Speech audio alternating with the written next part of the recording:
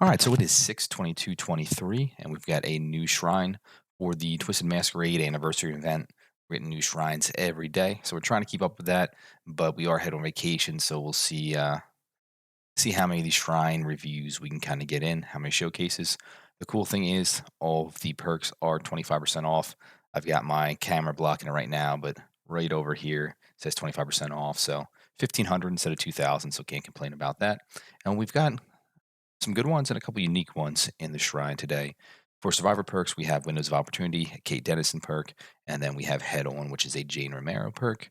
And we'll talk about those in a second. Then we have Deathbound, Executioner perk, and we have Dying Light, which is a Myers the Shape perk. So the real good ones here, and we're going to kind of use our little handy pen here, are the survivor ones, right? Both of these are kind of, now we're getting stuck a little bit here. Uh, I'd say meta, or in the case of head on, it's kind of an off meta perk. It's good. It's just more build around me. So we'll talk about the two of these and kind of what our thoughts are. So we'll put build around here as well. Basically, with Windows, what Windows does, as soon as we hide our little pen here, is it unlocks your potential to see auras. So you read the auras of pallets, breakable walls, vault locations within 32 meters, which is a wide range. So it lets you know where to go to chain together pallets, vaults, that kind of stuff. It's a great chase perk.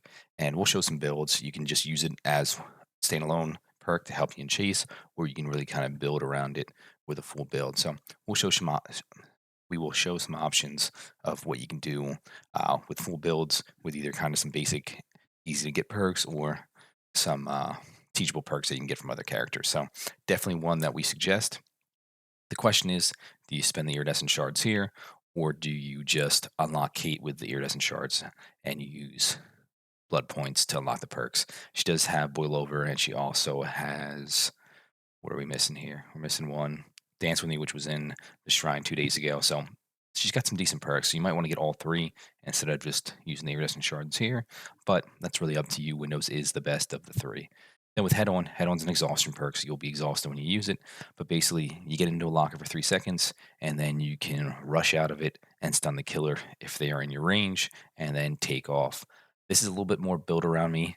We'll show our favorite build for Head On, but it could be a ton of fun. Solo, Swift, it can be a ton of fun. So again, it might not be the greatest exhaustion perk just for getting away, but with the right build, it can be a ton of fun and it can be very useful for keeping you alive as well. So uh, honestly, we do think it's off meta. We think it's good enough to stand kind of on its own as one of those top tier perks with some help, but it is a build around me and it definitely has some meme value. So this is definitely our number one choice for the survivor perks. This is our number two. Both are very good. So we'll hop over to the killer side of things. Deathbound, basically, when a survivor heals another survivor for one health state at least 32 meters away. So if they go off in the corner to heal, they'll scream and then reveal their location for you. And for the next 60 seconds, okay, they'll So, revealing their location, activating Deathbound for the next 60 seconds. During that time, the survivor will suffer from ability status effect when further than 8 meters away from the healed survivor. So, as long as they don't stick together the whole time, they do get oblivious. So, you can hopefully kind of sneak up on some people, get some follow up hits. That's tough. Like, mainly, you're just going to get a notification that lets you know where they're at. And when it comes to that, I think there's just better options. Or reading perks when you hook people, maybe infectious when you down people. Could be that new Hex Face of the Darkness that are just getting people screaming all the time. And I think this is just one of those ones that you can work with it a little bit. I've seen some good twin builds that use it, but I think it's not complete trash, but it's kind of our third tier. Like you're going out of your way to use it. And then that brings us to our last perk, which is Dying Light, which is again a Myers perk. This one, you're obsessed with one survivor. Your obsession gains a 33% action speed bonus to unhooking, healing, and each time you hook someone other than the obsession, you gain a token. And these tokens basically provide penalties to other people to repair, healing, sabotage, all that kind of stuff. So another one of those Myers perk where ignore the obsession or just dealing with obsession, right? All his perks deal with the obsession. This one I think is more of a build around or meme sort of perk as well because you can use it with like Thana and some other things and get a lot of slowdown throughout the game. It definitely is thematic with Myers of building a strength and power as the game goes on. but they're not that great. So I think these are both kind of a 2 and a 2A, 2B, something like that. I probably wouldn't waste the shards on these two unless it's something that you really want to fool around with. You've got extra and you have lots of other perks. You just don't have these. So definitely think the survivor perks are great ones to pick up. Not so much the killer, unless you're just looking to add to your collection and you have some ideas for some fun builds with these. Twin players, maybe consider this one a little bit more. So I've seen some good builds from good twin players with this. Uh, but otherwise, these are more memey, and these ones are closer to meta. So that's kind of what we got for our Shrine Showcase, our recommendations here. And we don't always do this, but sometimes we do this. And we might play with some builds that we show here next, but we'll take a little time here, show off some builds that we recommend, what you could do with these perks. And then we'll sign off and jump into some games and get a video with some gameplay showcasing these builds. So we'll hop over here to our custom lobby where we've got some builds pre-made up. Apparently, we were hanging out looking at some twins builds. We used to have one with Deathbound on there. We took it off for a different build recently, so can't remember off the top of our heads what it was, but don't need the killer. Let's switch to survivor. There we go.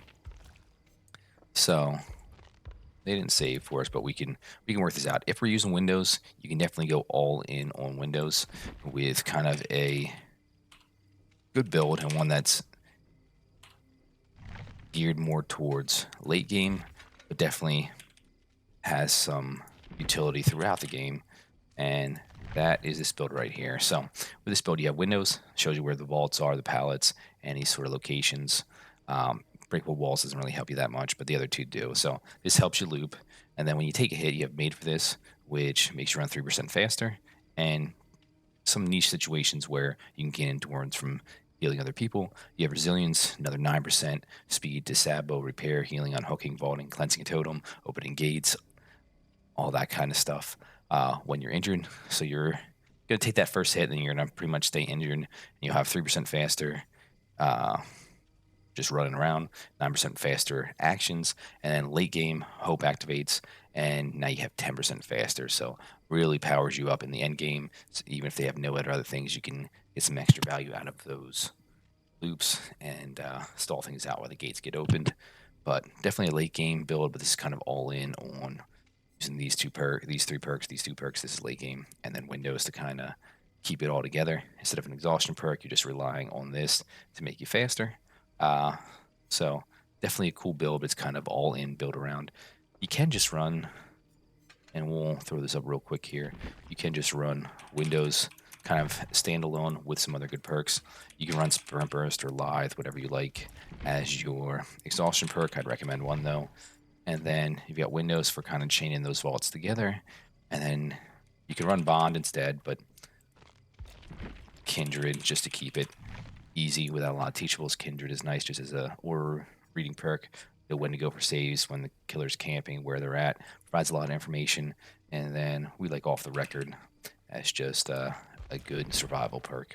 So this would be a recommendation of a build that's just good perks.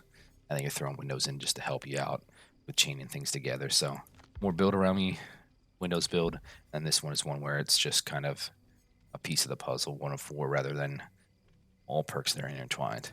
Now with head on, you can do head on with a lot of different things, but our favorite one, we'll start off with head on.